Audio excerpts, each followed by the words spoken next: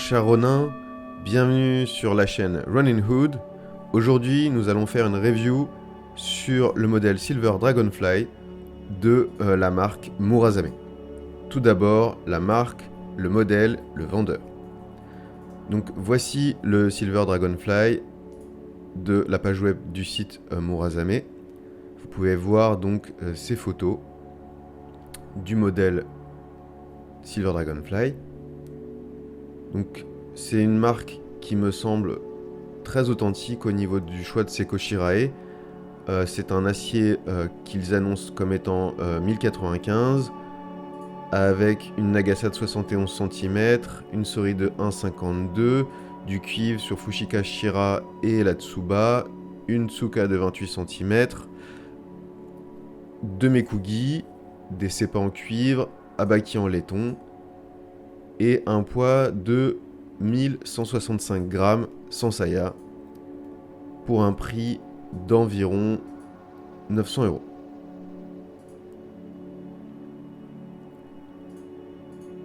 Maintenant, l'unboxing.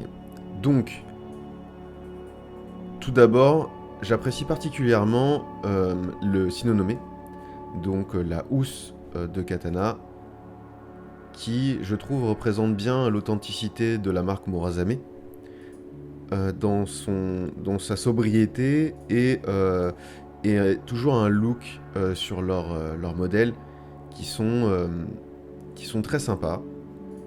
On va voir ce qu'il en est au niveau mécanique pour la coupe entre cet esthétisme très appréciable et la dimension d'utilité pratique.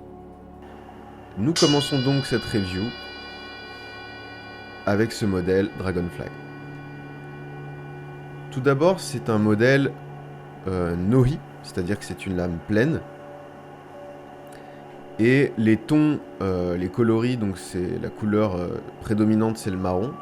C'est assez nouveau. J'ai jusqu'ici jamais fait l'acquisition d'un sabre sur les tons marrons. Vous savez que ma couleur préférée c'est le noir, mais je le trouve cependant très original et sobre. Et donc il y a quelque chose qui fait très traditionnel.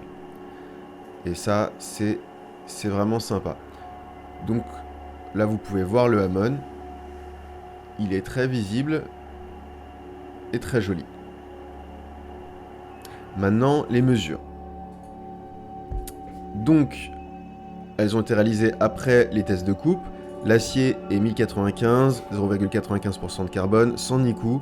Vous pouvez voir juste en haut à droite ce que ça donne avec Niku et sans Niku pour une lame Nohi ou Bohi. Le poids, c'est 1104 grammes, sans saya. C'est lourd. C'est plus lourd que le sabre Anya, par exemple. C'est une lame de type Shinogi Zukuri, c'est-à-dire qu'elle est pleine, elle n'a pas d'allègement, et le Yorimone est de type Ikue. Vous avez les petits dessins pour vous aider à voir à quoi ça correspond. Le point d'équilibre est à 13,4 cm de la Tsuba. Donc ça va être une lame dont l'équilibre sera plutôt entre le milieu et l'avant. L'avant c'est la pointe, le point de coupe, le milieu c'est au milieu du sabre. Donc ça c'est plutôt bien, parce que contrairement au sabre comme Yari no Enzo par exemple, où tout est bloqué sur la garde, ce qui moi me gêne particulièrement, j'apprécie pas ce type d'équilibrage, d'ailleurs que je trouve pas équilibré. Pour ce qui est de la Kashira, donc elle bouge, ça m'a un peu gêné, donc je pense qu'il y a eu un petit souci, un oubli de la part du fabricant, de l'artisan en Chine. Et donc voilà, moi je m'en suis servi pendant 5 mois chaque semaine un petit peu, et puis voilà, le dernier mois qui s'est écoulé, la pratique a été vraiment intensive pour préparer la review. Donc le Ito a bougé, là j'ai essayé de le réajuster. Il faut savoir que le vendeur, je lui ai renvoyé à la fin de cette review le sabre, et donc il a eu la gentillesse de prendre en charge le sabre, et il va l'envoyer à l'atelier du sabre japonais, ce qui est une enseigne très sérieuse, qui est leur partenaire, pour faire le retressage du Ito, donc ça c'est vraiment cool. Le Ito lui-même, c'est de la soie synthétique. Là j'ai été surpris parce que je pensais que ce serait de la soie véritable, comme c'est la plupart du temps le cas sur ce type de modèle moyenne gamme. Donc on débute les moyennes gammes autour des 800 €, 900 €. Donc le Ito comme bouge un peu, il a tenu le coup en tout cas jusqu'à la fin de la review, et donc il va avoir un retressage par un maître artisan de l'atelier du sable japonais, donc ça c'est vraiment chouette. Il n'y a pas d'Ishigami, donc ça pourrait expliquer pourquoi ça bouge un petit peu. Voilà, la Samegawa, elle n'est pas premium, donc elle n'a pas ces gros nœuds qu'on peut voir sur la peau de raie type premium. Les Menuki du coup bougent un peu du fait d'avoir un tressage pas assez serré.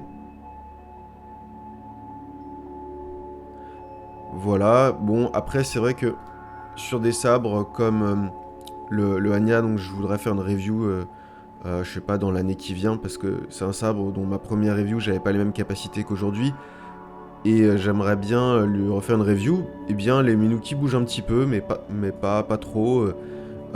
C'est normal après un an de pratique avec un sabre. Les Mekugi, moi j'ai eu des difficultés à le démonter, j'ai pas réussi. Donc le vendeur a réussi à le démonter avec sûrement un meilleur chasse-goupille que le mien, et beaucoup plus d'expérience bien sûr.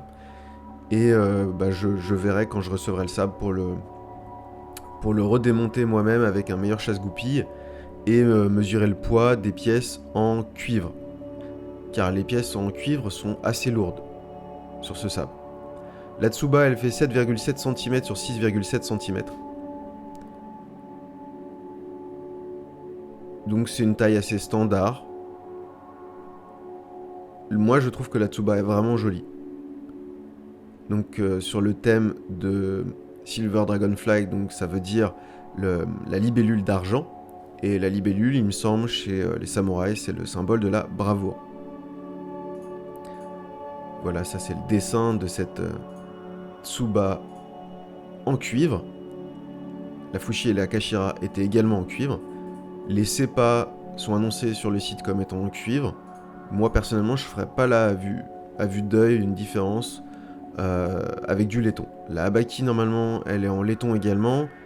Elle est assez classique, les tons sont assez classiques. Mais pour moi, c'est pas gênant. Je trouve ça joli, le laiton cuivré. On le trouve sur beaucoup de modèles de sabres, que ce soit des sabres d'entrée de gamme, autour des 300-500 €, ou des sabres de classe moyenne. La Moto Haba fait 3,05 cm. Et Moto Kasane 6,75 mm.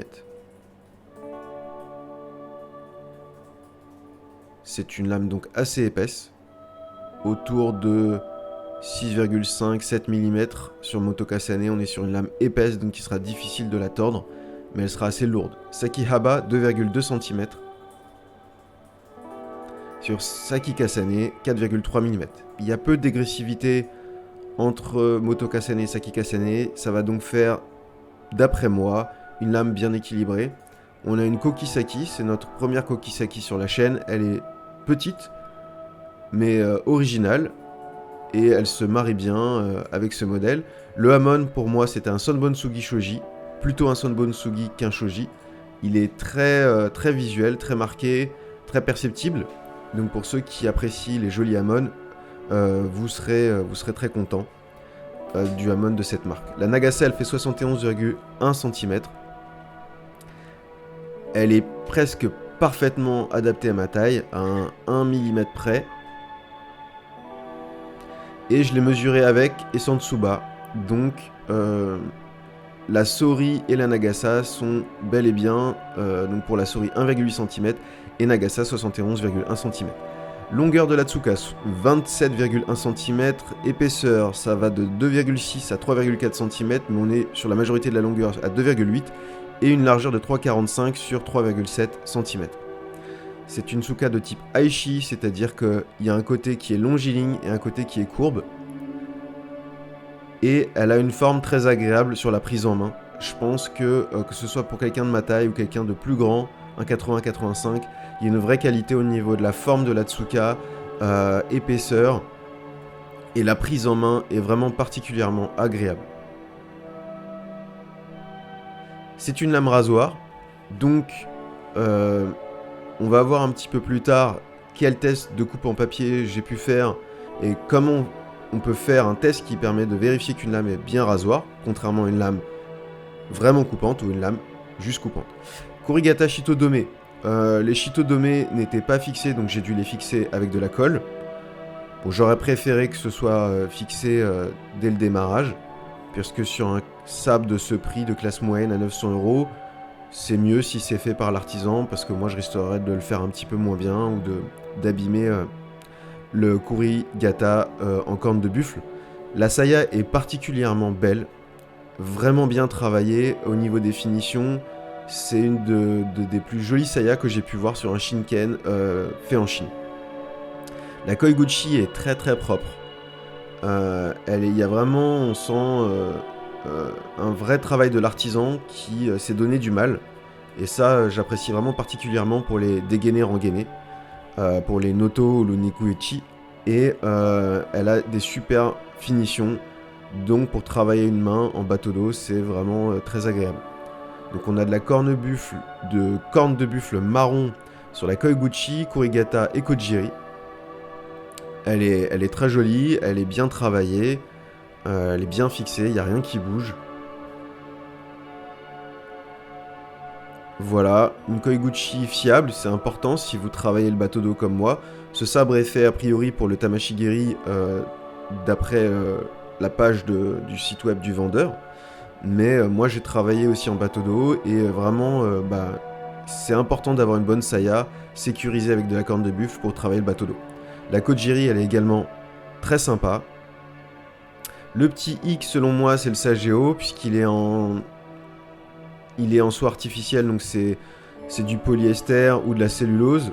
Et en fait, c'est un Sageo premier prix, et donc du coup, c'est un petit peu dommage, parce que quand on travaille bateau d'eau ou Tamashigiri, qu'on est pratiquant et pas seulement collectionneur, ça s'use très très vite, donc c'est un petit peu la même Sageo que j'avais sur des modèles type Ronin Dojo Pro, vous pouvez voir la review si vous voulez.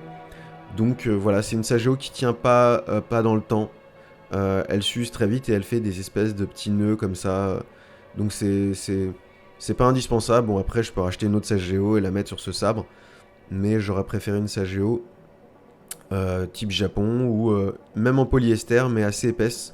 Ça existe par exemple chez Katana Mart et elles sont plus solides. Shinonome, moi je l'aime bien, donc, comme je vous disais tout à l'heure, je la trouve, elle est pas en soie, je pense que c'est en soie synthétique, mais je la trouve vraiment sympa, les motifs, je trouve qu'il y a une espèce de sobriété que j'aime bien sur la marque Murasame. Voilà, c'est bientôt donc la fin de ces mesures. Vous pouvez voir là en détail, comme si vous étiez vous-même en train de toucher la Shinonome. Elle est vraiment sympa, elle sort un peu du lot, ça change un peu du noir.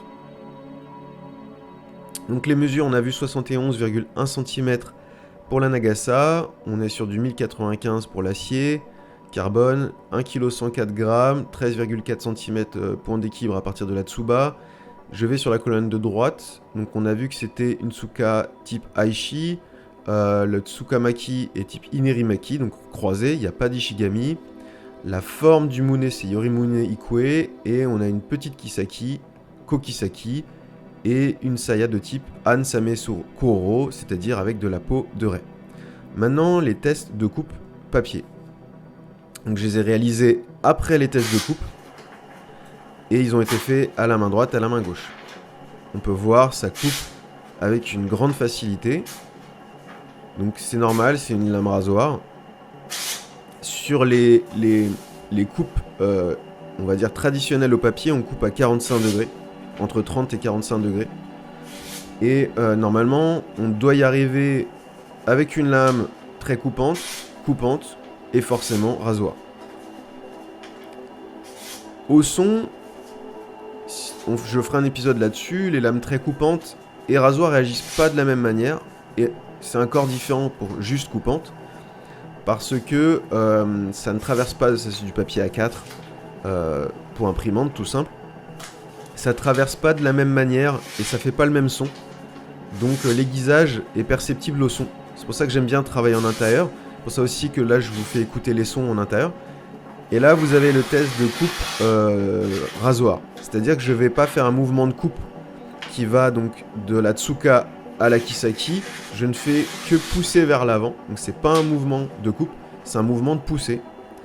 Et vous avez la preuve ici, c'est le test qu'on fait normalement, que c'est bien une lame rasoir. Je ferai un épisode là-dessus comme je vous ai dit juste avant, on voit avec une lame très coupante ou coupante, ça ne pourrait pas couper. J'aurais beau pousser, ça pourrait déchirer le papier éventuellement, mais ça ne couperait pas. Voilà, les tests en intérieur sont vraiment intéressants parce qu'en extérieur, on n'entend pas tous les petits détails. Voilà, là je suis sur ma main gauche. Je suis sur un mouvement de coupe. Donc comme je vous disais, sur un test papier, on va faire ça sur du 30-45 degrés. Et il n'y a aucun souci, ni avec la main droite, ni avec la main gauche. C'est extrêmement facile de couper sur un mouvement de coupe.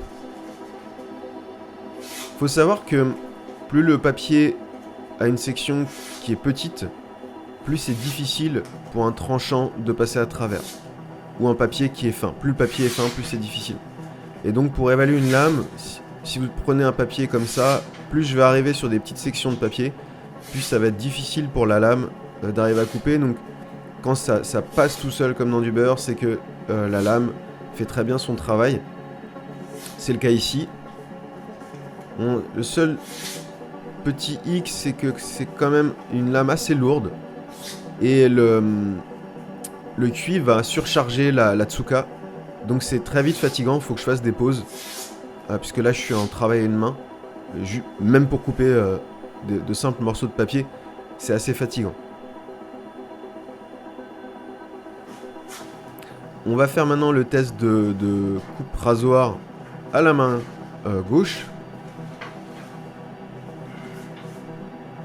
Même résultat. On passe à travers. Simplement en poussant la lame à 90 degrés.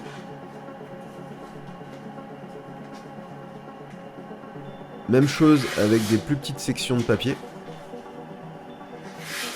Donc si vous savez convenablement positionner une lame et aligner le tranchant, que vous fassiez ce test de coupe à 30-45 degrés en mouvement de coupe ou simplement en poussant sur une lame rasoir comme celle-ci, ça coupe aisément. Voilà, on a fini pour les tests papier. On va passer à la pratique en intérieur pour voir un petit peu ce que ça donne. Ça va nous donner deux indications. Quel est mon ressenti au niveau des mouvements de coupe. Et on va parler du swing. Donc là, vous avez entendu le swing. Il est assez léger, un peu trop léger à mon goût. C'est pas forcément grave. Moi, ça m'aide beaucoup les swings pour savoir si une lame elle est convenablement équilibrée. Si je l'ai bien positionnée et que le tranchant est aligné. Et donc, le son du swing va m'aider pour savoir si je suis bon dans mon mouvement. Et donc, si ça va couper, passer à travers, remonter. Là, en l'occurrence, il est très peu important, ce son de swing. Donc, en extérieur, ce sera impossible pour moi de l'entendre. Il faut savoir que c'est une lame Nohi et que les lames Nohi font beaucoup moins de bruit que les lames Bohi. Donc, c'est pas forcément grave, mais j'aurais préféré quelque chose d'un petit peu plus sonore. Il faut savoir que le katana que j'avais reviewé avant, Araki, a par exemple un swing un peu plus important. Et j'ai d'autres lames, comme par exemple le Anya de chez John Lee, qui est une lame Nohi et qui a un swing plus sonore. Bon voilà, là c'est pour moi un petit défaut, mais c'est vraiment pas grand chose. Je pense que certains pratiquants qui n'ont pas besoin de l'oreille, avec une très bonne posture sur les mouvements de coupe, ne serait pas gêné par ce petit détail. Maintenant, le deuxième élément assez significatif sur ce sabre, qui est fait donc pour le Tamashigiri à la base, c'est-à-dire que tous les sabres qui sont faits en Chine n'ont pas les mêmes équilibrages et mêmes types de forge qu'au Japon. Au Japon, ça se fait beaucoup chez les pratiquants de bateau d'eau d'avoir des lames Nohi pour pratiquer le bateau d'eau et le Tamashigiri. Donc le bateau d'eau, c'est quand on coupe à une main en dégainant ou simplement à une main, on va faire des coupes simples ou doubles. Tamashigiri, on va couper en ayant une tenue de l'Atsuka à deux mains, que ce soit des coupes simples ou des coupes doubles. Et bien sûr, si on pratique Niten également, comme moi, on va avoir une lame par main. Donc on va avoir deux sabres. Donc là, on a une Tsuka qui est surchargée par les pièces en cuivre. Et au moment des mouvements de coupe, ça crée une petite saturation de tension sur les articulations, poignets, épaules, clavicules, thorax, qui est non négligeable.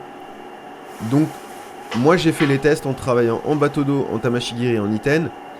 Mais normalement, c'est vrai que pour ce type de Noi assez lourd fait en Chine, où le poids en Chine pour les lames Noi sont la plupart du temps entre 1,50 kg et 1,350 kg.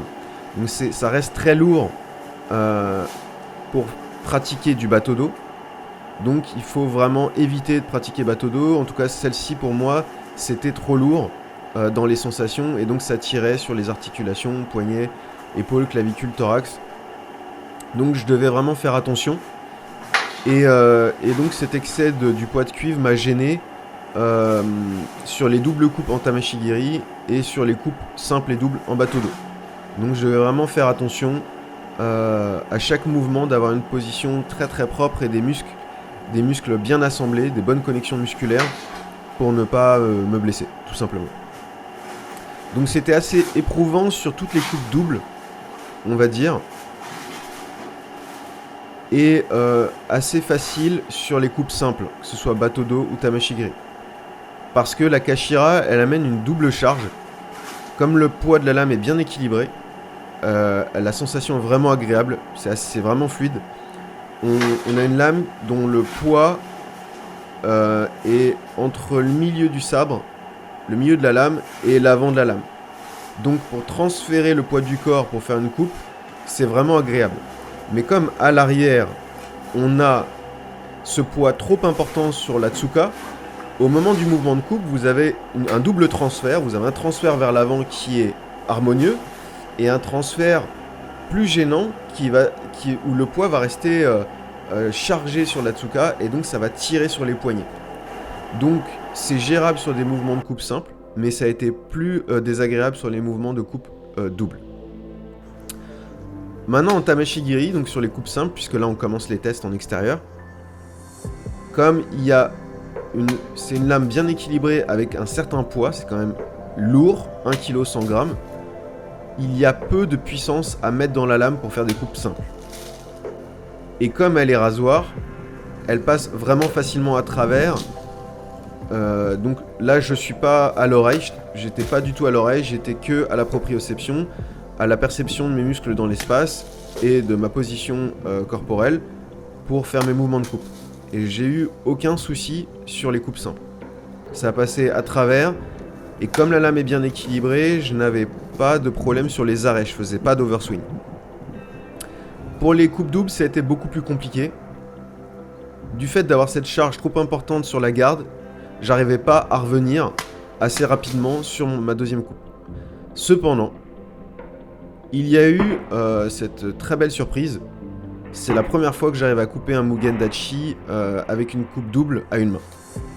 Et ça, c'était vraiment surprenant. Donc je pense que c'est révélateur de la qualité de forge de la lame. Parce que sinon, j'aurais pas réussi.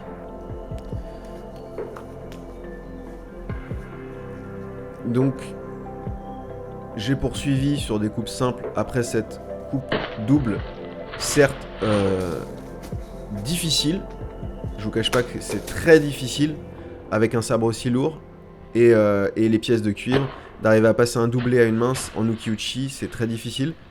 Mais j'étais déjà très surpris, agréablement surpris. les coupes simples, pour moi, étaient délicates mais faisables en bateau d'eau. Donc faites attention, si vous n'êtes pas suffisamment expérimenté, suffisamment costaud, avec une musculature importante, je vous déconseille de tenter des coupes type bateau d'eau, puisque c'est un sable quand même plutôt fait pour le tamashigiri et pour des pratiquants assez costauds. Donc on voit en tamashigiri ça passe comme dans du beurre, c'est très fluide. Sur les coupes simples à une main en bateau, vraiment j'ai eu aucun souci. Sur les doublés par contre, c'était vraiment délicat. Je n'arrivais pas à être assez rapide. Et pourtant, une deuxième coupe double en ukiuchi, donc le même résultat que le Shinto de Shianwei, qui à ce jour est mon sabre de fabrication chinoise industrielle préféré, qui est une lame Boei. Vous pouvez voir la review si vous voulez. Mais à ce jour, le Dragonfly est le seul avec lequel j'ai réussi à faire 2 coupes doubles en ukiuchi en bateau d'eau. Donc je pense que c'est révélateur de la qualité du forgeron, la qualité de forge. Même si c'est vraiment difficile avec ces pièces de cuivre qui sur les coupes doubles me ralentissent et me tirent un peu trop sur les articulations et sur les muscles.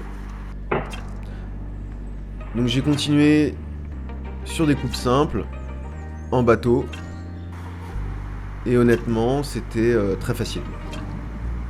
Je me suis entraîné 1 mois pour cette review, de manière intensive avec cette lame, parce que je percevais qu'elle avait un vrai potentiel, et donc j'ai voulu prendre le risque de tenter des coupes un peu complexes avec une lame pourtant assez robuste et lourde. Donc sur mes doublés, j'étais un peu déçu. J'aurais souhaité arriver à passer plus de doublés en bateau d'eau ou en tamashigiri. Sur toutes les coupes simples en tamashigiri, c'était d'une facilité déconcertante. Et les arrêts étaient très nets. Ça, c'était vraiment cool. J'ai pratiquement eu aucun raté. Ni en coupe simple bateau d'eau, ni en coupe tamashigiri.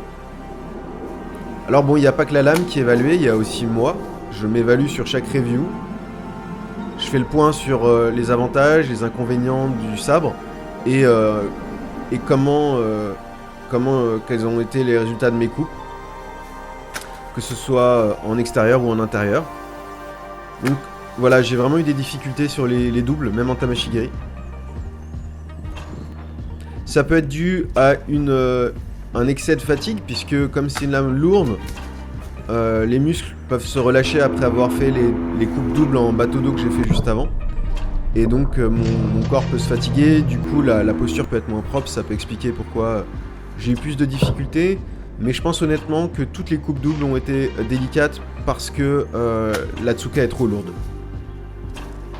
Et je pense que sinon j'aurais pu réussir davantage de doublés. Là encore une fois, c'était un doublé en tamashigiri, c'est quand même un sabre de tamashigiri, je pense que j'aurais pu réussir. Donc j'ai un peu persévéré, parce que y a pas de raison que ça passe à une main et pas à 2 mains, hein, on est d'accord. C'est quand même 5 fois plus dur de faire une coupe double à une main que à 2 mains. Ça a fini par passer, donc j'ai persévéré. Celle-ci est passée in extremis. Et je me sentais revenir dans le game, sur le chemin, pour arriver à avoir une jolie coupe double avec ce sabre. Qui est vraiment beaucoup mieux que plein de Noi que j'ai reviewé jusqu'alors. Donc là, je répétais bien ma coupe parce que je voulais, dans mon évaluation personnelle, faire quelque chose de sympa. Et pour que ce soit sympa, il faut pas que le homoté pivote après la première coupe. Donc là, c'était propre. Il n'a pas tournoyé, ça veut dire que il est resté aligné verticalement, je l'ai bien coupé à la moitié sur le deuxième. Voilà, j'étais satisfait de cette coupe. C'était vraiment... pour mon Suemonogiri, c'était important. Alors, comment je m'évalue? Et bah aujourd'hui, il y a 12 omotés pour une review. Donc là, c'est une coupe que j'ai ratée parce que j'ai levé le pied. Donc l'intégrité de ma posture a été remise en question. Donc je l'ai refaite proprement par la suite. Donc je m'évalue avec 12 omotés. S'il y a 12 omotés, je voulais faire 12 coupes doubles. C'est très difficile. Je n'y arrive pas encore jusqu'alors. Donc là, on parle pas du sabre, on parle de moi. Et je souhaitais faire 4 coupes doubles en dégainant, en bateau d'eau, 4 coupes doubles en tamashigiri, et 4 coupes doubles en iten. Donc là, celle-ci, elle a raté. C'est assez rare, je rate rarement la deuxième, quand la première est passée. J'ai repris la section, comme il n'a pas tournoyé, même si c'est une reprise sur exactement le même point de coupe, ça veut dire que la coupe était bonne. On pourrait dire que c'est de la triche, mais ça n'en est pas, sinon le homoté aurait tournoyé. Donc je la compte. Et donc du coup, pour l'instant, je suis à 2 coupes doubles en tamashigiri et 2 coupes doubles en bateau d'eau. Donc ça me fait 4 sur 12 pour l'instant sur mon évaluation. Je compte pas pour mon Suemonogiri les coupes simples. Parce qu'aujourd'hui, j'ai pas vraiment de soucis avec aucun Shinken pour passer des coupes 5. Donc pour moi, ça rentre pas en compte de l'évaluation. Bien sûr, si j'ai raté plein de mes coupes simples, je vais me dire, là, c'est que j'ai pas... Ma pratique et mes postures ne sont pas quali. Voilà, quand je fatigue un peu et ma posture était un peu moins propre, j'ai dû reprendre cette coupe. Mais globalement, je dirais que pour un pratiquant entre 5 et 10 ans de bateau d'eau, je dirais pas Yaido, je dirais bateau d'eau, avec une musculature importante, quelqu'un de costaud, il est possible de passer des coupes doubles, des coupes simples en tamashigiri et je dirais des coupes simples en bateau d'eau. Attention cependant à vos articulations si vous faites du bateau d'eau avec, c'est pas prévu pour à la base, puisque c'est quand même assez lourd. Donc là j'ai encore raté mon doublé en tamashigiri. Et là j'ai essayé une coupe un peu nouvelle qui se fait en bateau d'eau, c'est une coupe frontale. Et c'est bien passé. Alors j'étais pas pile au milieu de la section, j'étais sur un tiers, mais ça a quand même coupé pratiquement comme ce qu'on pourrait dire à la moitié. Et je n'ai pas atteint le peg, donc le contrôle était bon. Donc ça c'est vraiment un point positif. Le contrôle de la lame est vraiment adapté. Donc c'est une lame bien équilibrée. Je dirais qu'elle est vers l'avant, son point d'équilibre pour la coupe. Et là, incroyable, c'est la plus belle coupe que j'ai jamais faite en iten. Ma première coupe n'a pas fait tournoyer le homoté, alors que sur les 2 coupes que j'avais réussi avec le Shinto de Shanwei, il avait tournoyé. C'est grosse surprise sur cette lame éprouvante en bateau d'eau.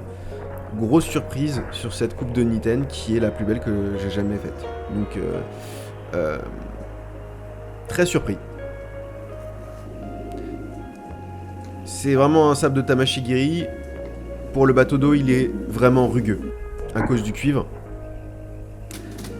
Il est vraiment rugueux, donc il faut quelqu'un d'un mètre 80, je pense, puisque la Nagasa sera du coup un peu trop courte pour cette personne.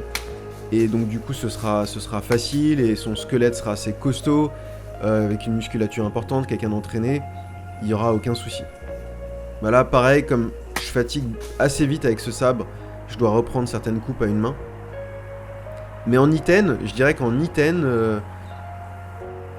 en tamashigiri coupe simple et en bateau d'eau, j'ai eu de bons résultats. Après, voilà, je fatigue plus vite, donc il faut faire des pauses. Comme j'étais agréablement surpris sur cette fin de séance où normalement je suis vraiment très fatigué, et ben j'ai retenté une deuxième et elle est passée. Donc du coup ça nous fait un 6 sur 12 pour mon évaluation personnelle. Alors forcément on peut se poser la question, Suemonogiri, l'évaluation du pratiquant, elle est toujours liée au sabre, donc au tamashigiri, à l'évaluation du sabre. Un sabre d'une certaine facture ne vous permettra pas de faire certaines choses qu'un autre, de meilleure facture, vous permettra de faire. Et c'est pour ça que je trouve que les tests sont intéressants, parce que il y a un moment, c'est un peu le moment de vérité, un peu comme dans Karate Kid. C'est le moment de vérité, c'est-à-dire quand je suis en extérieur comme ça, sur une journée de 10-12 heures non-stop, à préparer la session, transporter les matériaux dans la forêt, à faire la coupe, l'échauffement, et puis ramener le tout et tout ranger, ça prend 12 heures. Donc il y a un moment, tout le travail du mois précédent, et la qualité de la lame, et ma manière de l'utiliser, ça va donner un résultat. Et ce résultat, c'est la review en fait, le moment de coupe. Et je trouve que à ce moment-là, on peut plus vraiment réfléchir, on passe à l'action et il en ressort quelque chose. Et je trouve que c'est assez révélateur de la qualité des lames. Là encore, sur Niten, ça passe. Donc c'est que la lame a forcément des qualités évidentes qu'une autre n'aurait pas, puisque je n'ai pas pu faire par exemple ce type de test et ce type de coupe réussi avec d'autres lames Noi. Comme, je sais pas, Ronin Dojo Pro, Anya, je referai la review parce que à l'époque je n'avais pas ce niveau-là.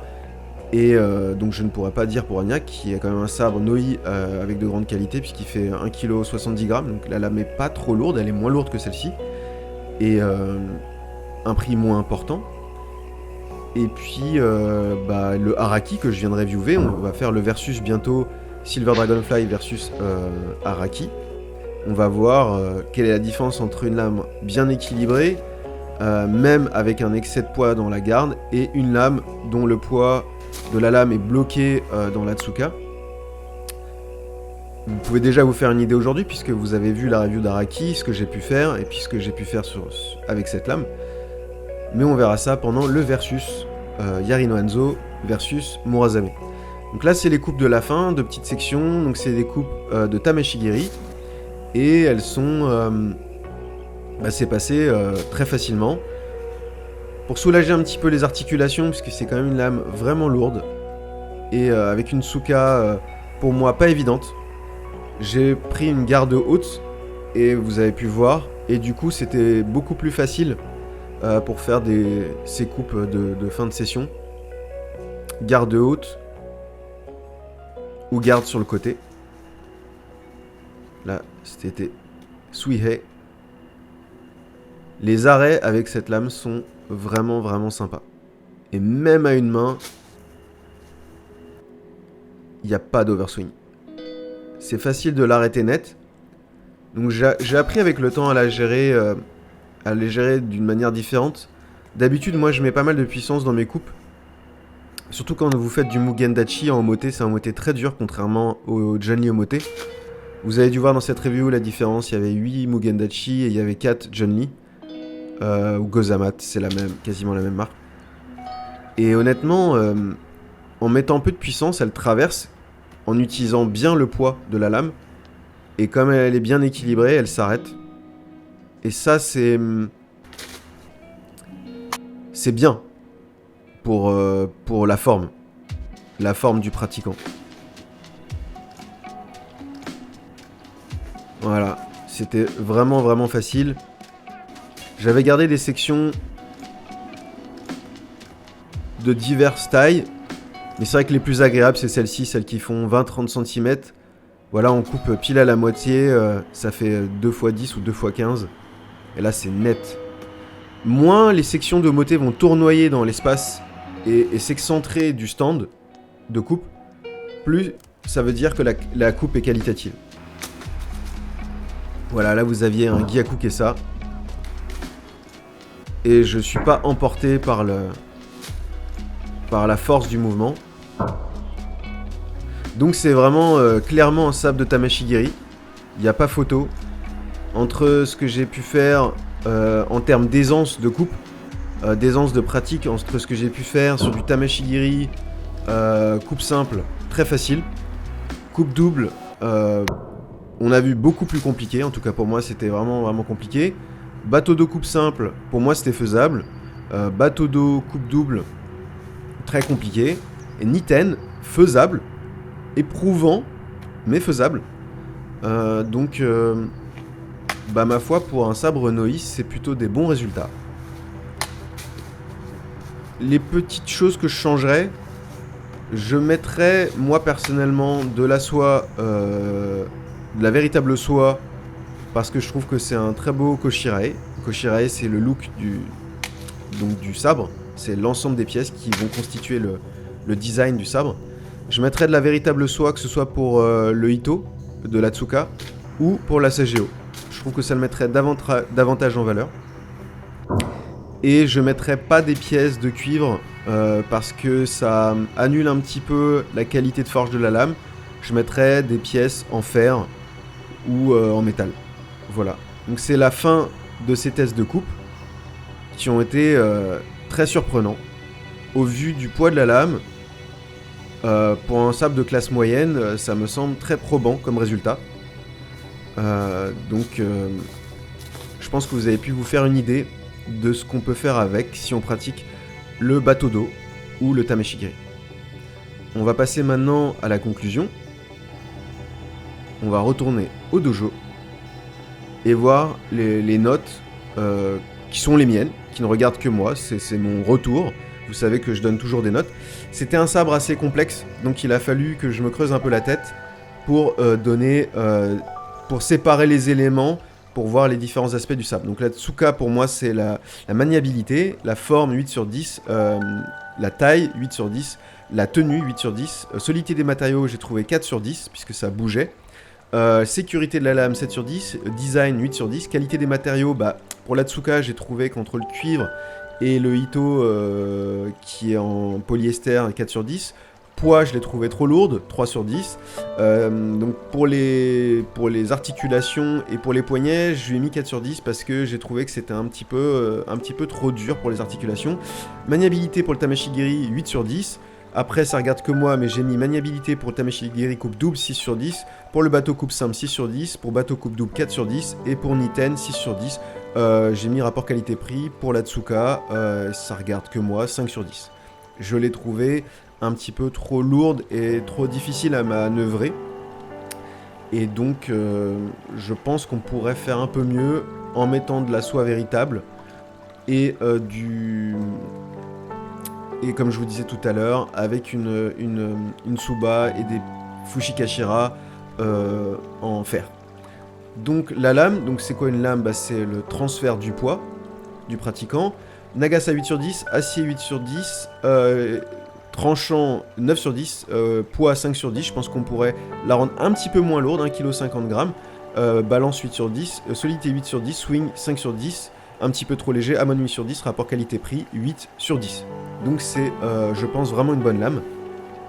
Pour le Tameshigiri, j'ai séparé les différents points parce qu'il n'y avait vraiment pas du tout les mêmes résultats. Donc ça m'a demandé plus de précision que d'habitude, mais dorénavant, j'appliquerai cette grille à l'ensemble des sabres qui seront reviewés à l'avenir. La saya, pour moi, qu'est-ce que c'est qu'une saya ? C'est un rail de transfert du poids pour le bateau. Donc la sécurité 8 sur 10, la tenue 8 sur 10 grâce au Han Samekuro, solidité des matériaux 7 sur 10, design 8 sur 10, qualité des matériaux 7 sur 10, poids 8 sur 10, rapport qualité-prix 8 sur 10. C'est pour moi vraiment un gros coup de cœur cette saya pour la marque Murasame ainsi que la lame. Et voilà un petit bémol sur la Tsuka. Mais pour le Tameshigiri, je pense que la Tsuka ne sera pas un problème. Donc voici le résultat, les résultats que je vous propose. Pour moi c'est un Practical Plus, donc 7 sur 10. Note pour le Tameshigiri 7 sur 10, c'était vraiment agréable de couper avec. Pour le Batodo, plutôt 4 sur 10, vraiment délicat pour les articulations. Pour Nitenichi Ryu, difficile mais faisable, 6 sur 10. Je pense que elle conviendrait vraiment idéalement bien pour quelqu'un d'1m75, 1m80 et rapport qualité-prix 7 sur 10. C'est une lame de Tameshigiri. Voici la fin de cette review. Je vous remercie d'avoir regardé cette vidéo. J'espère que la vidéo vous a plu. N'hésitez pas à laisser un commentaire, à liker, vous inscrire à la chaîne, me suivre sur Instagram @TheRunningHood. N'hésitez pas à me faire part de vos impressions sur cette review, ce que vous avez apprécié, ce que vous avez moins apprécié, ce que vous auriez souhaité voir pour mieux vous faire une bonne impression sur ce sabre. Je vous souhaite de rester en bonne santé l'esprit concentré et aiguisé. Et je vous dis à très bientôt pour une nouvelle review sur Running Hood.